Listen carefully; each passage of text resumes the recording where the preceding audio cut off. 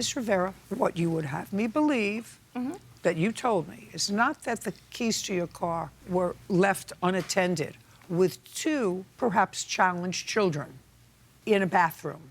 You say they were in your lingerie drawer because you didn't want anything to happen. So you're asking me to conjure in my mind, as the parent of 5 and the grandmother of 13, that some child can come into my room, can make a noise that opens the door, and open a drawer, rustle through the drawer to find keys.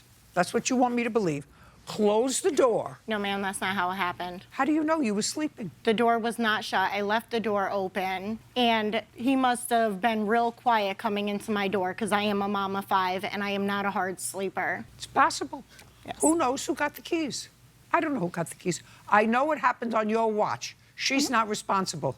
If either one of her children were hurt or worse with your car, with keys that were accessible to them. No, they weren't. Well, you say they weren't accessible. You mean they hot-wired the car? No, they weren't accessible. No, just a second. They didn't hot-wire the car. If they didn't hot-wire the car, they were accessible. Listen, you say the keys to a 3,000-pound, potentially lethal weapon in the hands of 2 perhaps challenged children. Yes, because you said his mother gave him meds before he went to sleep.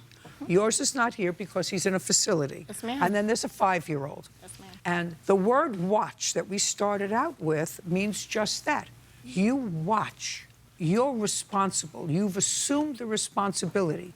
Just like if something happened when she was watching your children, she would be responsible. If one of your children did something, broke her TV, what do you want, and were you there? I was there, and I'm Jennifer's daughter. Just so you were there, and you saw this happen? I didn't see it happen. We was all sleeping. I don't care. If you saw it happen, you can talk to me. If not, I don't care what you have to say. Did you see it happen? None of us seen it. No, that's not true. He saw it.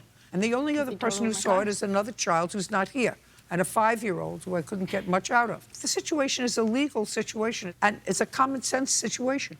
It says you agreed to watch the children. On your watch, damage happened. If the 5-year-old broke his arm and had medical bills, you would be responsible for that because on your watch, something bad happened to her children who you had agreed to watch. Your case is dismissed. Now, child endangerment. Say like this. Thank you, God. Nothing happened to either one of my 2 children. Thank you, God. Nothing happened to any one of my Very kids. good. So your counterclaim is dismissed, as is your claim. We're done. Thank you very much. Parties are excused. You may step out.